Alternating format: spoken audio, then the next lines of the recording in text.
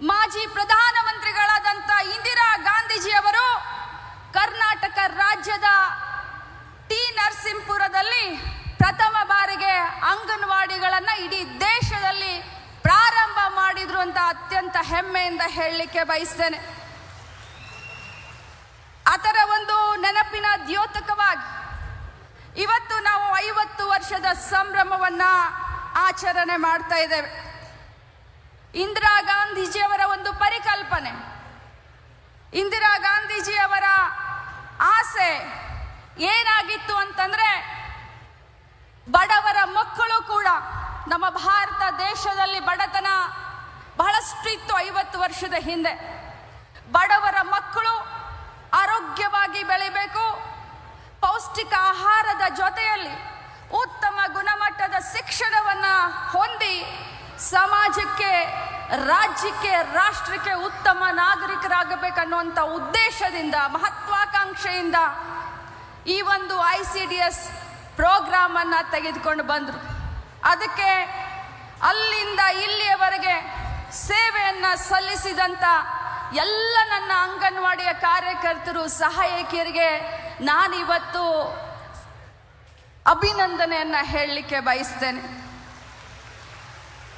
ಇದು ಕೇವಲ 50 ವರ್ಷದ ಸುವರ್ಣ ಮಹೋತ್ಸವವಲ್ಲ, ಮುಂದೆ ಬರುವಂಥ 50 ವರ್ಷ ಕರ್ನಾಟಕ ರಾಜ್ಯ ಸರ್ಕಾರದಿಂದ ಕೈಗೊಳ್ಳುವಂಥ 3 ಅತ್ಯುತ್ತಮವಾದ ದೊಡ್ಡ ಯೋಜನೆಗಳ ಒಂದು ಅನುಷ್ಠಾನ, ಉದ್ಘಾಟನೆಯ ಸಮಾರಂಭ ಕೂಡ ಅಂತ ಹೇಳಲಿಕ್ಕೆ ಬಯಸ್ತೇನೆ. ಬಂಧುಗಳೇ, ದೇಶದಲ್ಲಿ, ರಾಜ್ಯದಲ್ಲಿ ಯಾವಾಗ ಕಾಂಗ್ರೆಸ್ ಪಕ್ಷದ ಸರ್ಕಾರ ಬರುತ್ತೋ, ಕಾಂಗ್ರೆಸ್ ಪಕ್ಷದ ಪ್ರಧಾನಮಂತ್ರಿಗಳು, ಕಾಂಗ್ರೆಸ್ ಪಕ್ಷದ ಮುಖ್ಯಮಂತ್ರಿಗಳು ಮಹಿಳೆಯರ ಪರವಾದ ಚಿಂತನೆ, ಮಹಿಳೆಯರಿಗಾಗಿ ಯೋಜನೆಗಳನ್ನು ಯಾವತ್ತಿದ್ರೂ ಮಾಡಿದವರು ಯಾರು ಅಂತಂದ್ರೆ ಅದು ನಮ್ಮ ಕಾಂಗ್ರೆಸ್ ಪಕ್ಷದ ಸರ್ಕಾರ ಅಂತ ಈ ಸಂದರ್ಭದಲ್ಲಿ ಬಹಳ ಹೆಮ್ಮೆಯಿಂದ ಹೇಳಲಿಕ್ಕೆ ಬಯಸ್ತೇನೆ.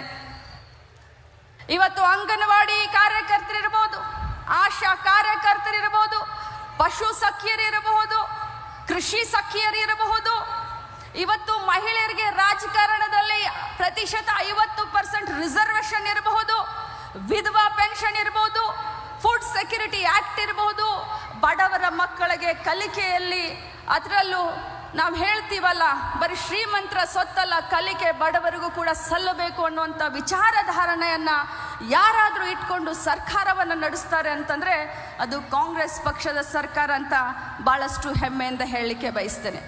ಇವತ್ತು 3 ಯೋಜನೆಗಳು ಅಂತ ಹೇಳಿದೆ.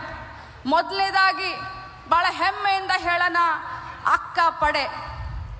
ಈ ಅಕ್ಕ ಪಡೆಯನ್ನು ನಮ್ಮ ಗೃಹ ಇಲಾಖೆಯ ಸಹಯೋಗದೊಂದಿಗೆ, ಯಾಕಂತಂದ್ರೆ ಇವತ್ತಿನ ಕಾಲದಲ್ಲಿ ಮಹಿಳೆಯರ ಸುರಕ್ಷತೆ, ಮಹಿಳೆಯರ ಸ್ವಾವಲಂಬನೆ, ಮಹಿಳೆಯರ ಆರ್ಥಿಕ ಬದ್ಧತೆ ನಮ್ಮ ಒಂದು ಕಮಿಟ್ಮೆಂಟ್. ಅದಕ್ಕೋಸ್ಕರ ಮಹಿಳಾ ಮಕ್ಕಳ ಕಲ್ಯಾಣ ಇಲಾಖೆ ಅಕ್ಕ ಪಡೆಯನ್ನು ಇವತ್ತು ಅನುಷ್ಠಾನಗೊಳಿಸ್ತಾ ಇದೆ. ಅಕ್ಕ ಪಡೆ, ನಾನು ಬೀದರ್ ಜಿಲ್ಲೆಗೆ ಪ್ರವಾಸಕ್ಕೆ ಹೋದಂಥ ಸಂದರ್ಭದಲ್ಲಿ ಅಲ್ಲಿನ SP ಅವರು ಬಹಳಷ್ಟು ಚೆನ್ನಾಗಿ ಅಕ್ಕ ಪಡೆಯನ್ನು ಜಿಲ್ಲೆಗೆ ಮಾಡಿದ್ರು. ಅದನ್ನು ನೋಡಿ ಇಡೀ ರಾಜ್ಯದ 31 ಜಿಲ್ಲೆಗಳಲ್ಲಿ ಈ ಅಕ್ಕ ಪಡೆಯನ್ನು ನಮ್ಮ ಇಲಾಖೆ ಮತ್ತು ಗೃಹ ಇಲಾಖೆಯ ಸಹಯೋಗದೊಂದಿಗೆ ಇವತ್ತಿಂದ ನಾವು ಅದಕ್ಕೆ ಚಾಲನೆಯನ್ನು ಕೊಡ್ತಾ ಇದ್ದೀವಿ. ಇನ್ನು 2ನೇ ಕಾರ್ಯಕ್ರಮ ಗೃಹಲಕ್ಷ್ಮಿ ಸಹಕಾರ ವಿವಿಧೋದ್ದೇಶ ಸಂಘ. ಇದು ಬಹಳಷ್ಟು ದೊಡ್ಡ ಒಂದು ಸಹಕಾರಿ ಬ್ಯಾಂಕ್ ಆಗಿ ಪರಿವರ್ತನೆ ಆಗಲಿಕ್ಕೆ ಸನ್ನದ್ಧವಾಗಿದೆ. ತಮಗೆಲ್ಲರಿಗೂ ಗೊತ್ತಿದೆ, ಚುನಾವಣೆ ಪೂರ್ವ ಏನು ನಾವು 5 ಗ್ಯಾರಂಟಿಗಳಲ್ಲಿ ಅತ್ಯಂತ ಯಶಸ್ವಿಯಾದಂಥ ಗ್ಯಾರಂಟಿ ಗೃಹಲಕ್ಷ್ಮಿ. ಈ ಗೃಹಲಕ್ಷ್ಮಿ ಇಷ್ಟೊಂದು ಯಶಸ್ವಿ ಆಗಲಿಕ್ಕೆ ಕಾರಣಕರ್ತರು ಯಾರು ಅಂತಂದ್ರೆ ನನ್ನ ಅಂಗನವಾಡಿಯ ಕಾರ್ಯಕರ್ತರು, ಸಹಾಯಕಿಯರು ಅಂತ ಬಹಳ ಹೆಮ್ಮೆಯಿಂದ ಮುಖ್ಯಮಂತ್ರಿಗೆ ಹೇಳಲಿಕ್ಕೆ ನಾನು ಬಯಸ್ತೇನೆ.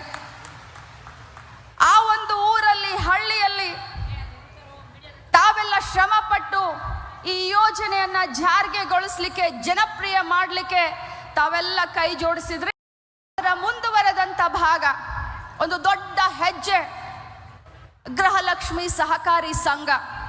ಪ್ರತಿಯೊಬ್ಬರು ಕೂಡ 1,26,00,000 ಏನು ಗೃಹಲಕ್ಷ್ಮಿ ಫಲಾನುಭವಿಗಳಿದ್ದಾರೆ ಅವ್ರನ್ನೆಲ್ಲರನ್ನೂ ಕೂಡ ಈ ವೇದಿಕೆಯ ಮುಖಾಂತರ ನಾನು ಮನವಿಯನ್ನ ಮಾಡ್ತೀನಿ. ಬನ್ನಿ, ಗೃಹಲಕ್ಷ್ಮಿ ಸಹಕಾರಿ ಸಂಘದಲ್ಲಿ ತಮ್ಮನ್ನು ತಾವು ನೋಂದಣಿ ಮಾಡಿಕೊಂಡು ಸದಸ್ಯರಾಗಿ. ಯಾಕಂತಂದ್ರೆ ಅವತ್ತಿನ ಕಾಲದಲ್ಲಿ ಸ್ತ್ರೀ ಶಕ್ತಿ ಸಂಘವನ್ನ ಇದೇ ಮಹಿಳಾ ಮಕ್ಕಳ ಕಲ್ಯಾಣ ಇಲಾಖೆ ಮಾಡಿತು. ಇವತ್ತಿನ ಮುಂದುವರೆದಂತ ಭಾಗ ದಾಪುಗಾಲು ಈ ಒಂದು ಗೃಹಲಕ್ಷ್ಮಿ ಸಹಕಾರಿ ಸಂಘ ಅಂತ ಹೇಳಲಿಕ್ಕೆ ಬಯಸ್ತೇನೆ.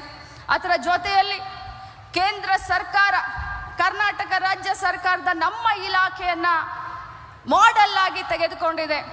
ಇಡೀ ಭಾರತ ದೇಶದಲ್ಲಿ ಕರ್ನಾಟಕ ಮಹಿಳಾ ಮಕ್ಕಳ ಕಲ್ಯಾಣ ಇಲಾಖೆಯ ಯೋಜನೆಗಳನ್ನ ಬೇರೆಯವರಿಗೆ ಉದಾಹರಣೆಯಾಗಿ ನಮ್ಮ ಕೇಂದ್ರ ಸಚಿವರು ಬೇರೆ ರಾಜ್ಯಗಳಿಗೆ ನಮ್ಮ ರಾಜ್ಯದ ಯೋಜನೆಗಳನ್ನು ಉದಾಹರಣೆಯಾಗಿ ಕೊಡುವಂತ ನಿದರ್ಶನಗಳನ್ನ ನಾವು ನೋಡ್ತಾ ಇದ್ದೇವೆ.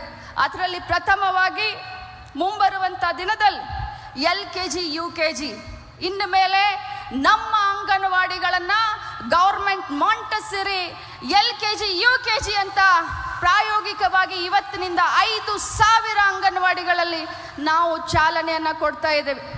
ಬಹಳಷ್ಟು ಕೆಲಸ ಆಗಿದೆ ಈ ಇಲಾಖೆಯಲ್ಲಿ, ಬಹಳಷ್ಟು ದೂರ ಬಂದಿದ್ದೇವೆ.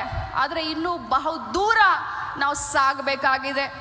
ಬಂಧುಗಳೇ, ನಾನೆಲ್ಲ ಪರಿವಾರದ ಸದಸ್ಯರಿಗೆ ಹೇಳಲಿಕ್ಕೆ ಬಯಸ್ತೇನೆ, ಸರ್ಕಾರದ ಯಾವುದೇ ಕೆಲಸ ಇರಲಿ, ಅದು ಸರ್ವೆ ಇರಲಿ, ಅದು ಇಲೆಕ್ಷನ್ ಕೆಲಸ ಇರಲಿ, ಅದು ಪಲ್ಸ್ ಪೋಲಿಯೋ ಕೆಲಸ ಇರಲಿ, ಅದು ಸರ್ಕಾರದ ಯಾವುದೇ ಕೆಲಸ ಹೇಳಿದ್ರು ಕೂಡ ಅದು ದೇವರ ಸೇವೆ ಅನ್ನೋ ಹಾಗೆ ತಾವೆಲ್ಲರೂ ಕೆಲಸವನ್ನ ಮಾಡಿದ್ದೀರಾ. ಯಾರು ಕೂಡ ಏನು ಮಾತನಾಡಲಿಲ್ಲ. ವಿಶೇಷವಾಗಿ ನಮ್ಮ ಅಂಗನವಾಡಿಯ ಎಲ್ಲ ಯೂನಿಯನ್ಗಳ ನಾಯಕರುಗಳಿಗೆ ನಾನು ಈ ಸಂದರ್ಭದಲ್ಲಿ ಅಭಿನಂದನೆಯನ್ನ ಸಲ್ಲಿಸ್ತೇನೆ. ತಾವು ಸತತವಾಗಿ ನಮ್ಮ ಅಂಗನವಾಡಿ ಕಾರ್ಯಕರ್ತರು, ಸಹಾಯಕಿಯರ ಒಂದು ಹಕ್ಕಿಗಾಗಿ ಹೋರಾಟವನ್ನ ಮಾಡಿ ನಮ್ಮ ಮಧ್ಯೆ ಮತ್ತು ಅವರ ಮಧ್ಯೆ ಒಂದು ಕೊಂಡೆಯ ತರ ತಾವು ಕೆಲಸ ಮಾಡಿದ್ದೀರಾ. ಮುಂಬರುವಂತ ದಿನದಲ್ಲಿ ಮಾನ್ಯ ಮುಖ್ಯಮಂತ್ರಿಗಳು ತಮ್ಮೆಲ್ಲರ ಗೌರವಧನವನ್ನ 1,1,000 ರೂಪಾಯಿ ಈಗಾಗಲೇ ಏರಿಕೆ ಮಾಡಿದ್ದಾರೆ. ಮುಂಬರುವಂತ ದಿನದಲ್ಲಿ ಇಬ್ರು ಇಲ್ಲೇ ಇದ್ದಾರೆ, ಮುಖ್ಯಮಂತ್ರಿಗಳು ಉಪಮುಖ್ಯಮಂತ್ರಿಗಳು ಇಲ್ಲೇ ಇದ್ದಾರೆ. ನಾನು ತಮ್ಮ ಧ್ವನಿಯನ್ನ ಅವ್ರಿಗೆ ಹೇಳಲಿಕ್ಕೆ ಬಯಸ್ತೇನೆ. ಬಹಳಷ್ಟು ಶ್ರದ್ಧೆಯಿಂದ ನನ್ನ ಪರಿವಾರದ ಸದಸ್ಯರು ಕೆಲಸ ಮಾಡಿದ್ದಾರೆ. ಅವರ ಗೌರವಧನವನ್ನ ಇನ್ನೂ 1,1,000 ಜಾಸ್ತಿ ಮಾಡಿ ಕೊಡಬೇಕು ಅಂತ ವಿನಮ್ರತೆಯಿಂದ ಅವ್ರನ್ನ ನಾನು ಕೇಳ್ಕೊಳ್ತೇನೆ. ತಮ್ಮ ಸೇವೆಗೆ ಬೆಲೆ ಕಟ್ಟಲಿಕ್ಕೆ ಸಾಧ್ಯವಿಲ್ಲ ಬಂಧುಗಳೇ, ಆದರೆ ತಮ್ಮ ಸೇವೆಗೆ ಗೌರವಿಸುವಂತ ಪ್ರಾಮಾಣಿಕ ಪ್ರಯತ್ನವನ್ನ ಖಂಡಿತ ನಾನು